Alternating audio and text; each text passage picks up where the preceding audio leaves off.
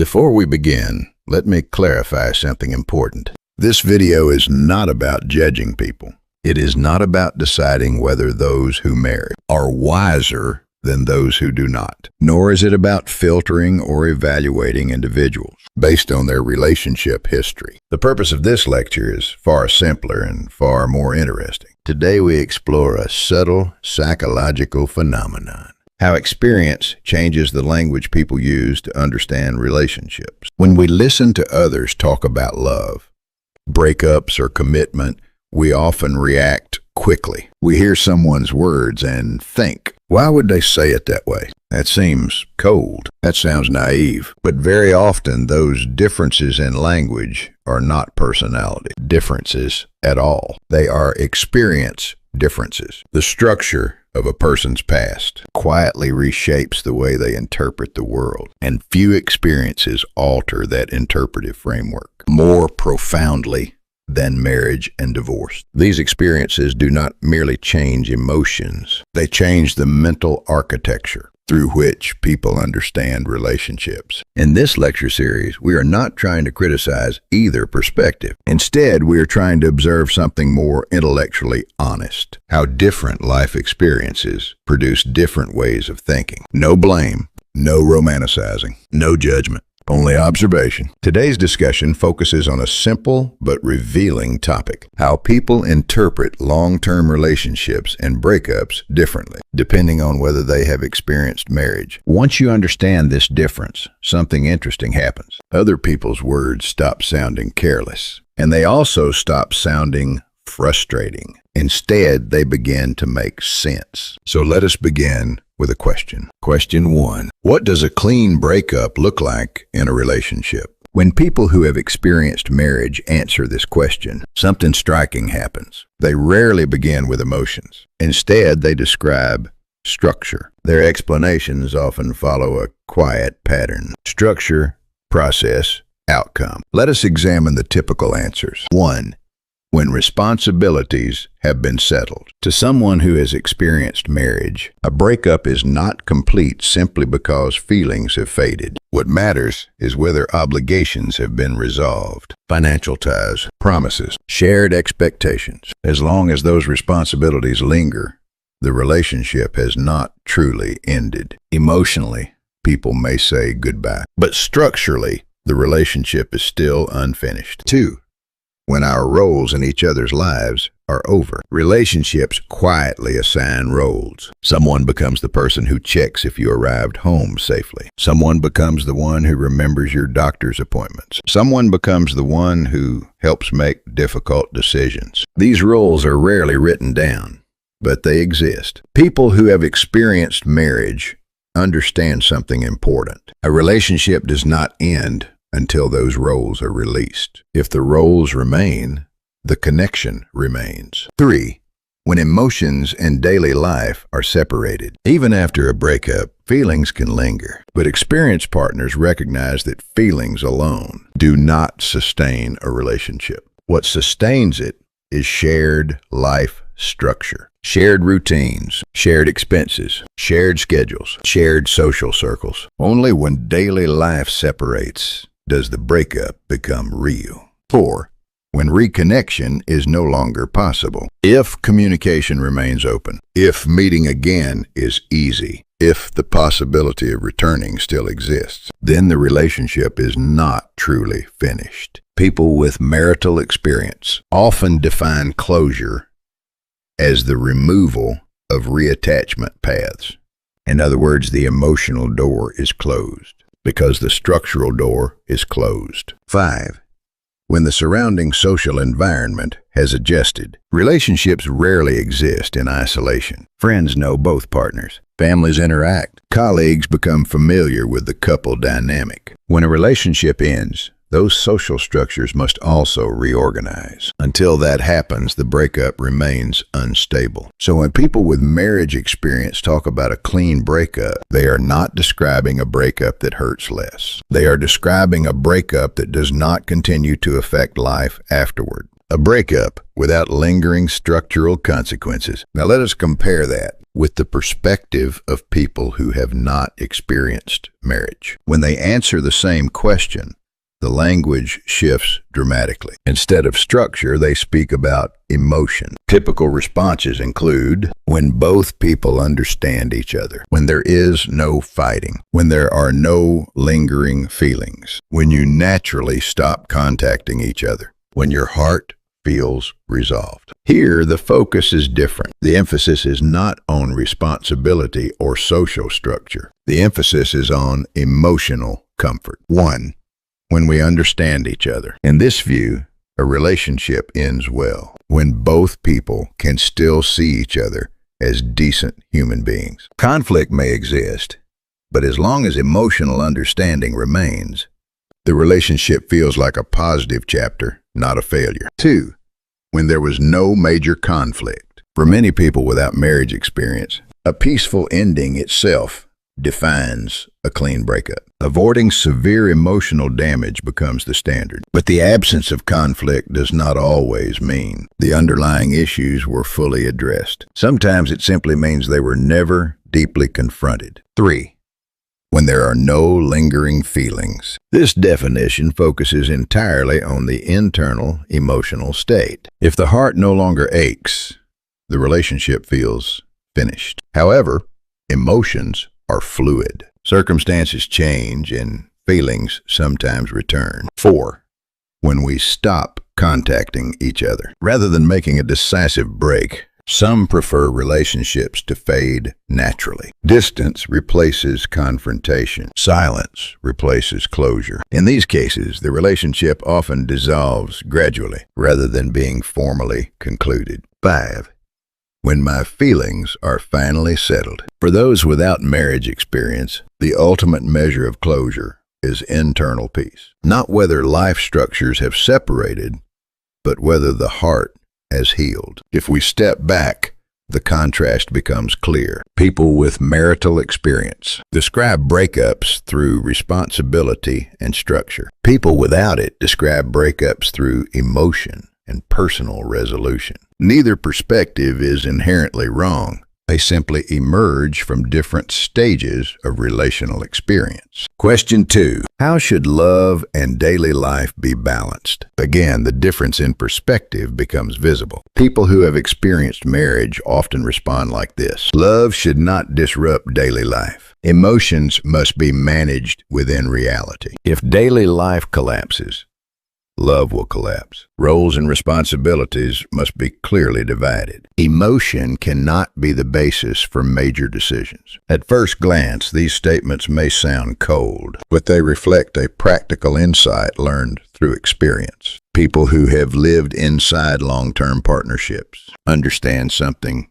crucial. Love cannot survive if life itself becomes unstable. Daily routines, finances, responsibilities, health, and time management form the foundation upon which love rests. Without that foundation, even strong feelings eventually weaken. Thus, their thinking prioritizes stability. Love is not treated as the center of life. Instead, it is placed within a structure that allows it to endure. By contrast, those without marriage experience often answer differently. If love is strong enough, balance will happen naturally. Mutual understanding can solve most problems. As long as emotions are shared openly, things will work. Communication can resolve everything. If both people try hard enough, they can make it work. These responses reflect optimism. They assume that emotional goodwill can overcome practical obstacles. And to be fair, in the early stages of relationships, that belief is often true. Love can temporarily overcome inconvenience, but long-term partnerships eventually test whether emotional connection can survive practical reality. Again, the difference here is not right versus wrong. It is simply the difference between hope and experience. One perspective believes love will solve problems. The other believes structure must protect love from problems. Question 3. What is the hardest part when long-term couples break up? When people with marriage experience answer this question, their focus again turns toward structure. Common answers include the daily routine changes. It feels like losing a life structure, not just a person. Your entire lifestyle must be redesigned. Practical and financial realities become difficult. You must relearn how to live alone. In other words, the pain is not only emotional, it is architectural. Long-term relationships quietly build a shared life system. When the relationship ends, that system collapses, and rebuilding a life structure alone can be more exhausting than the emotional grief itself. Those without marriage experience often describe the pain differently. The emotional attachment remains. All the memories come back. The time invested feels wasted. Loneliness becomes overwhelming. Letting go emotionally is difficult.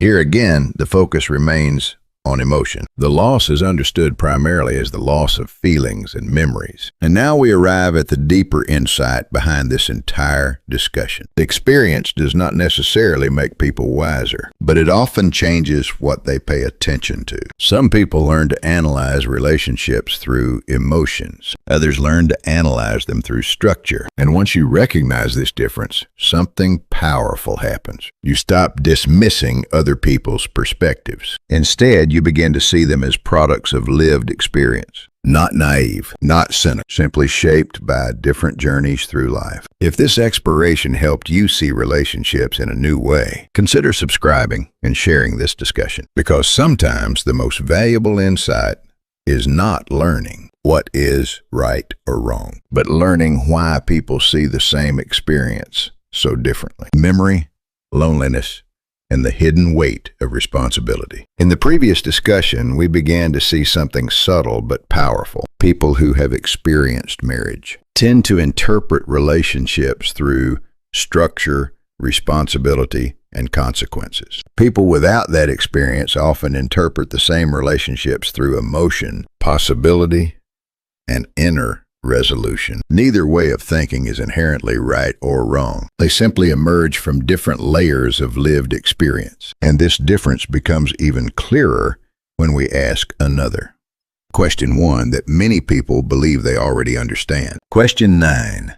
What is the hardest part when long-term couples break up? Earlier we saw that many people without marriage experience speak first about attachment and emotional loss. But when we look deeper, 3 additional themes frequently appear in their answers, and these themes reveal how memory, loneliness, and unresolved emotion shape the experience of separation. 1.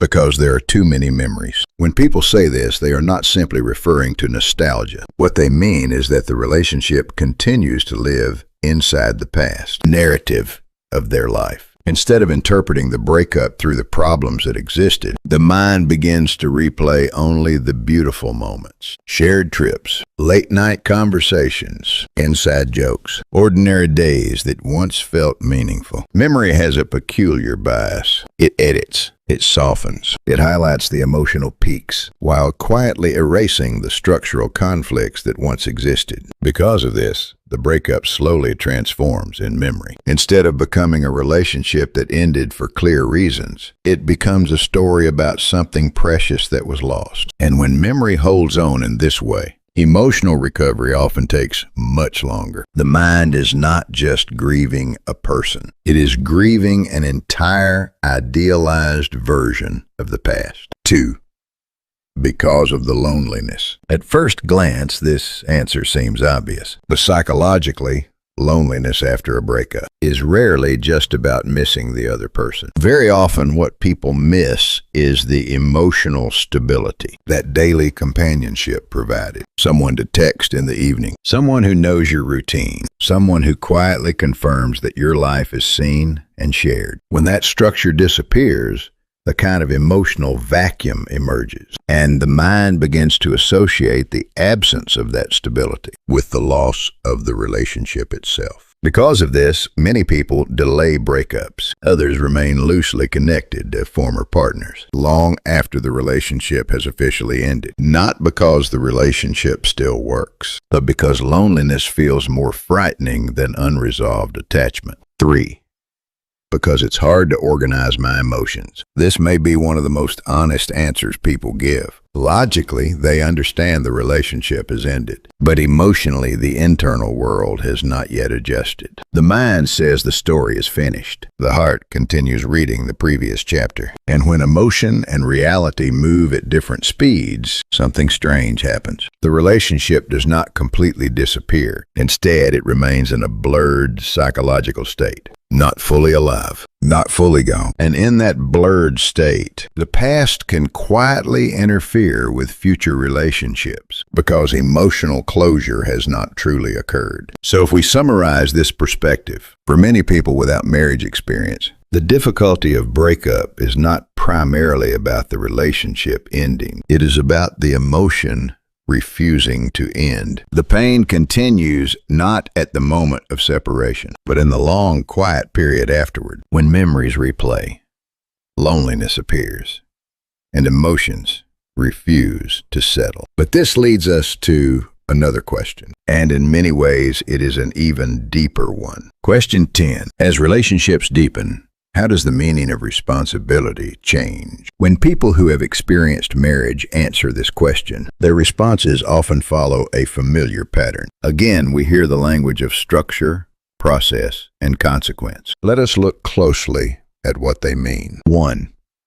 My choices begin to affect another person's life. When a relationship deepens, something fundamental changes. You are no longer living as an isolated individual. Your decisions begin to shape another person's future. A job change affects them. A financial decision affects them. Even emotional reactions begin to ripple outward. In philosophical traditions across cultures, this idea appears in many forms. Some traditions describe it as shared karma, the idea that actions taken within relationships produce consequences that extend beyond the individual. When two lives become structurally connected, decisions are no longer purely personal. They become relational consequences. And people who have experienced marriage understand this instinctively, which is why their choices often become slower, heavier, more deliberate. 2. It means you cannot simply run away. In casual relationships, conflict often has an easy escape. Distance, silence, emotional withdrawal. But deep commitments remove those exits. Problems must be faced. Responsibilities must be negotiated. Difficult conversations cannot be indefinitely avoided. In this sense, responsibility becomes something very different from a feeling. It becomes a structural obligation to confront reality together. 3. You begin to think about outcomes, not just emotions. When responsibility grows, the time horizon of decision-making changes. Instead of asking, how do I feel right now? The question becomes, what will this decision create tomorrow? Emotions remain important, but they are no longer the primary compass, because people who have experienced long-term partnership understand something crucial. Emotions pass, consequences remain. 4. Freedom decreases, but life gains weight. At first, this may sound pessimistic, but many people describe it as the opposite. Yes, individual freedom becomes more limited. You cannot make every decision independently. You cannot disappear when things become inconvenient. But in exchange, something else appears. Depth. Responsibility gives life gravity. It creates meaning through commitment, and that weight transforms relationships from temporary experiences into shared life structures. 5. Problems are no longer mine alone. When a relationship becomes deeply intertwined, individual mistakes no longer stay individual. Financial errors affect both partners. Emotional decisions ripple through the entire relationship. Responsibility, therefore, becomes collective. Success and failure are shared outcomes. So for people who have experienced marriage, responsibility is not merely a moral idea. It is a structural transformation of life itself. The relationship changes the architecture of decision-making. And that transformation explains why their language about relationships often sounds more analytical, more cautious, and sometimes even more serious. But when we ask the same question to people who have not yet experienced marriage, their answers tend to look different. They often say things like, you try to be more considerate, you keep your promises, you think about the other person more, you become more careful, you take responsibility for each other. These responses are sincere and thoughtful, but they describe responsibility primarily as emotional intention.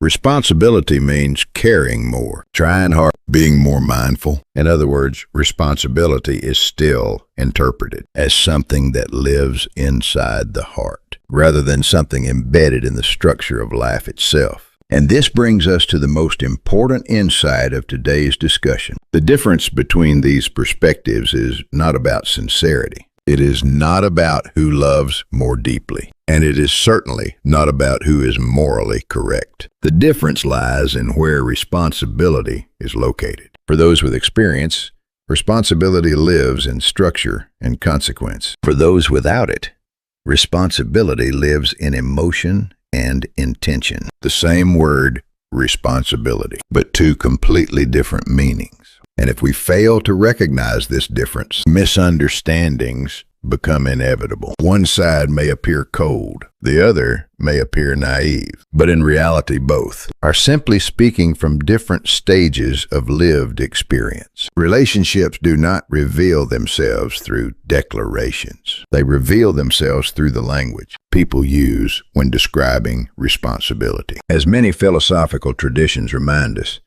a person's stage in life is not revealed by what they promise, but by what they consider themselves responsible for after the choice is made. In our next episode, we will take this exploration one step further. We will examine why people with divorce experience often analyze relationships, not through love or emotion, but through conditions, causes, and life structures. And once you see that shift in perspective, you will begin to recognize something fascinating. Relationships are rarely understood through confession. They are understood through the architecture of experience. If you would like to continue exploring the language of relationships and human experience with us, consider subscribing, sharing this lecture, and joining the conversation. Because this series is not about judging people. It is about learning how to understand them more precisely.